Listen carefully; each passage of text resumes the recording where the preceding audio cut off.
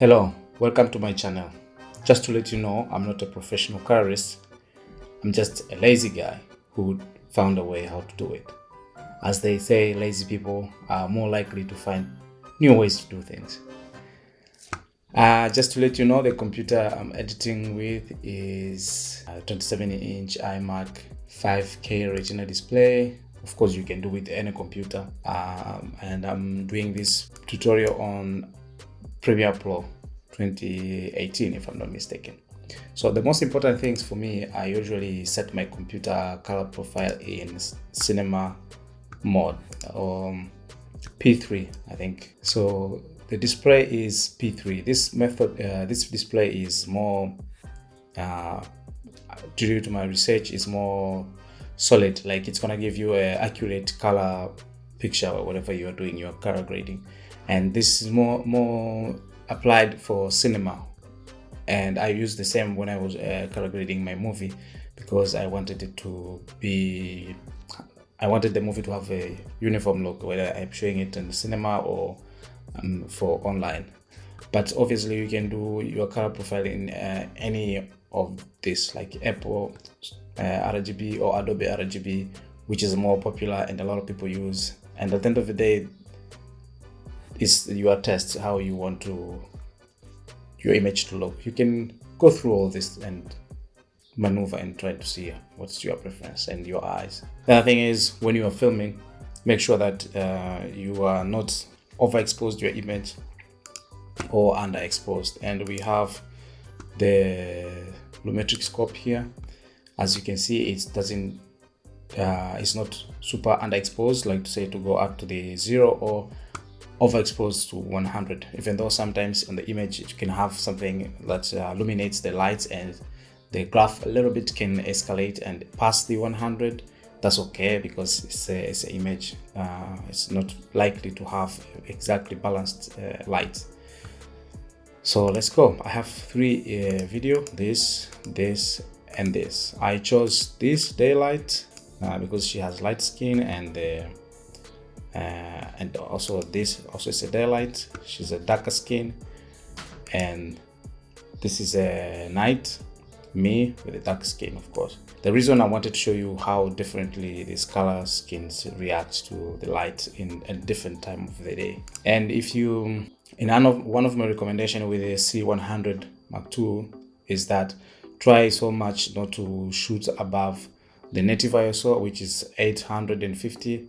And if you can, try not to shoot during directs during the day, let's say when the sun is overhead, because you're gonna have a lot of shadows and you're gonna struggle so much to block the light with the ND filters. And then when you are grading, it will be difficult to balance the image, because you're gonna try to recover the shadows and you're gonna try to downgrade the highlights, and it's gonna be a mess if you are in control. But if you're not in control, let's say you're shooting a documentary, then go with it.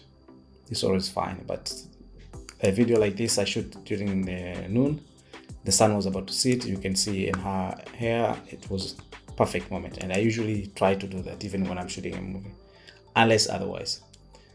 That's it. And also try to maintain the white balance when you are shooting during the day, unless you are creatively trying to manipulate it. As you know, during the day I think it's 5,000. Sometimes I go a little bit higher, and during the night normally I shoot 3,000, or sometimes even a bit less. Image like this I shot with 3,000 because I want it to be a bit cooler. So I have two methods that I use for color grading. I have the one that I use the LUTs on the Premiere Pro, and I have the one that I can just do it manually. Depends on the image and the situation. We start with the image number 1. So we will use the LUT to be clear, or creative LUT. You can go through this LUT and you find whatever you like. Honestly, like you can just go through this and whatever suits you use to from there. And that's what I did. I was just scrolling until I found what I really wanted. I've used this. you can agree with me if you saw the video. But this is a LUT I've used, and from here I normally just twist it a little bit. So I come here to the basic correction, and just to let you know that all the image I shoot in log C. In the Canon C100, it's called cinema. Yeah, it's a cinema profile, color profile, or wide dynamic range, so that you can have more details. If you shoot in other profile, you're not going to have a very detailed image. Yeah, from here I do a little bit of contrast in the way, like I play a bit the way I want it how to be.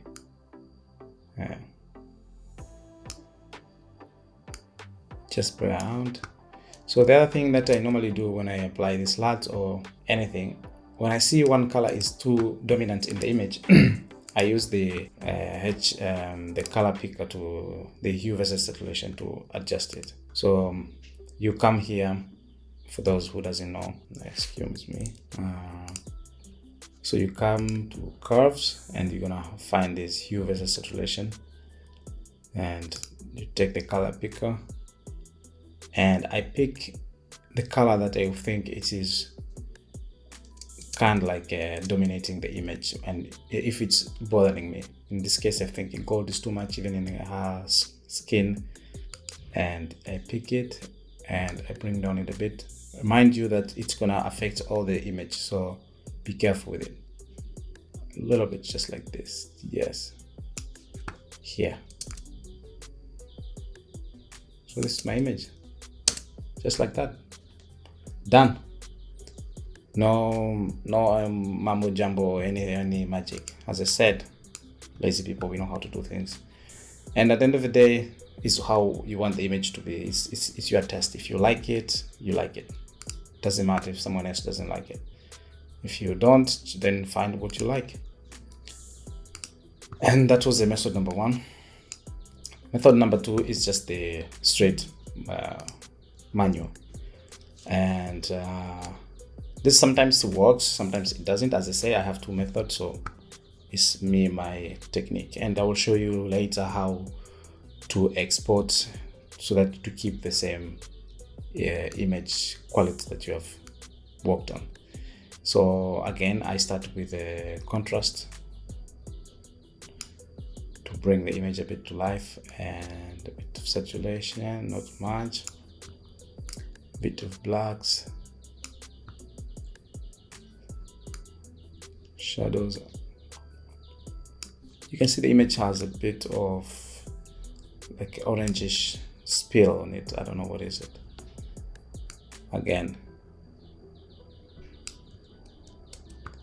and just play around here. I just, in this case, I can try to play with a tint, see what's happened. Yeah, I think there was a lot of green grass around here, so that they are kind of like spilling the yellowish in her face, if I'm not mistaken. I can adjust a bit of white balance,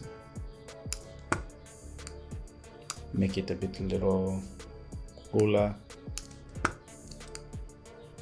So the idea is to bring the Rec 79 from the Canon C100 to life. It's not like we are trying to make a Blade Runner look or anything Hollywoodish, because at the end of the day, the camera has 8-bit color space, so it's not that you have a lot of room to play with the image.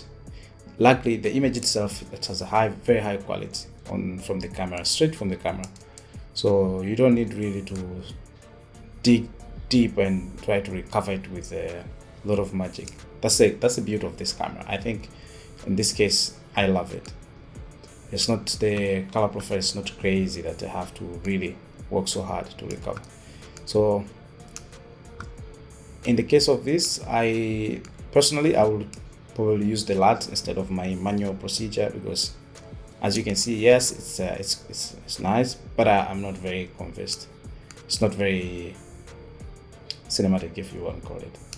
So video number 2, we'll do the same. So in the video number 2, again, as I said, it's depend with your case. Normally on my skin tone on my YouTube videos like this I'm recording, or movies or anything, I normally use the SL Clean Kodak B, this one. This is my to-go alert, and I think it's perfect with this image. But it has a very high contrast. As you can see, the image went straight to 0. This is not good, as I said. So I'm gonna do it manually because it doesn't work for me. And or I can reduce the intensity, because you can reduce the intensity here of the LUTs, like just like not to let the LUT work in its full potential. It's like just reducing the effect. Yes, you can do that, but in my case I like to do it myself in the image like this. And again, if you look at the image closer, you'll realize that I am wearing a green jumper and a red t-shirt inside. This I planned it before because I knew with my skin color, with the jumper I'm wearing, with the lighting environment, I needed to put something that will help the image to illuminate or to stand out a bit. I could have put a white t-shirt inside, will be a bit destructive because it's gonna stand out so much than the subject. So I decided to put red, or blue could have worked also as well. Yeah, so from here I just do it manually. As you can see, we still have a lot of details. As when I was filming, that's what was I aimed, not to crack the image all the way down. So here I'll just do the contrast just to kill that. You see the foggish in the image, you can still feel the log on the image. And I do the shadows. You can see it's going way down to 0. It's still okay because we still have more information on the image, and we can bring it a bit to life, stretch it a bit. Again, I am not a super professional, so in this case I'm not gonna do the saturation, but I'm gonna use the color picker to embrace the red, even though it's already very rich, but I can make it go a bit, exaggerate a bit more, as you can see it. So just like this, for me the image is fine, no more playing around, because yes, it's all the way down to 0, but we have a lot of information going up. I don't know how to say it, like from 10 we still have a lot of information, and you can see in the image itself. Sometimes you take that risk, sometimes it's best if it's above that 0, but sometimes in the case of this kind of image, you can see the way it's illuminated, it's almost like it doesn't have enough light. It's the way it is, it's the way it's shot, and it's creative intention. And we will go to video number 3. Again, we can try first the LUTs. You can see this video, again I use, as I said, my SL Clean Kodak B. This is my to-go LUT. As you see on this one, it's standing out as well. This image was shot with the natural light and just a reflector. I think she's a bit in the makeup, of course, because it's a movie, and also I didn't have negative field. You can see the image is very flat. That's okay, I didn't have time, but next time I'll try to do that. So we play with the contrast and shadows and a bit the blacks to make her stand out. And I could do the saturation, but the image is very saturated considering the colors on the shirt are kind of like breaking. I use my methodology, color picker, let's pick red, which is look like it's falling apart, and bring it a bit down. it will affect her skin tone, but it's fine. She still look amazing. So red is there and her skin tone is there. I'm happy. There are more professional people that knows how to balance the skin tone with a lot of tools on the Premiere Pro, but this is my, as far as I can go. This is my best I can do.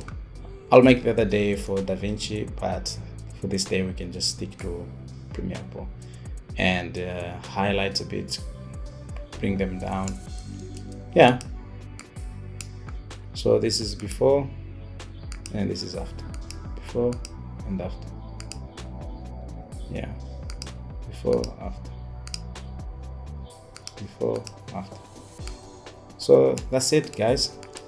I think I've tried, and then I'm going to show you how to export it. The idea is that we worked with the codec from the camera. It's MP4, and the MP4 is just a container that is not giving you all the juice from the image. If you're going to export in MP4 as well, it's like the image is still locked in another container. It's not I don't know if you understand me. It's a science that I learned about colors and all these codecs, so it's hard to explain in English, but I know what it is. So I try to export in QuickTime because, as you know, ProRes has more details, and the codec itself, it's a big file, but the image retain its original quality rather than MP4. MP4 is portable, small file, but it compress the image. That's it. I just do QuickTime ProRes 422. Or you can do the other way around. If you can start from the camera. If you have a software that can transcode these files to QuickTime and edit with the QuickTime Pro timeline and do all the color grading and export also in QuickTime, that would be great. Or if you have a Ninja monitor to record in ProRes from the camera, also that's great. Yeah, so from here we can export it, and I want to show you how our image looks. I'll try also to export the MP4 and we can compare. It's done. You see, it has exactly the same details. You can see that now the image has a bit of noise, the one in the tunnel. I think this one has more colors. So you could, if we do MP4, let's try MP4. H264. It says high bit rates.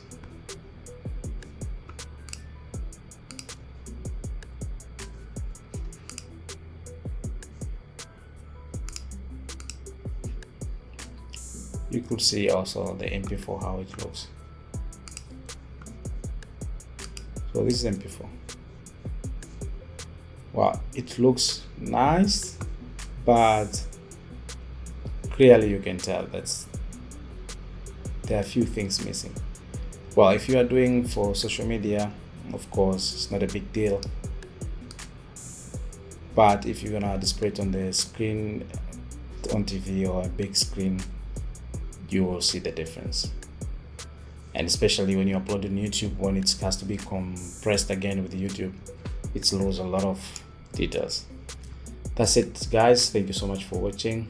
Let me know in the comment below if you have your new best methodology to do color grading with on Premiere Pro, or if you want to know anything else from what I did, or if you want to say anything to help us and others to learn, please do that.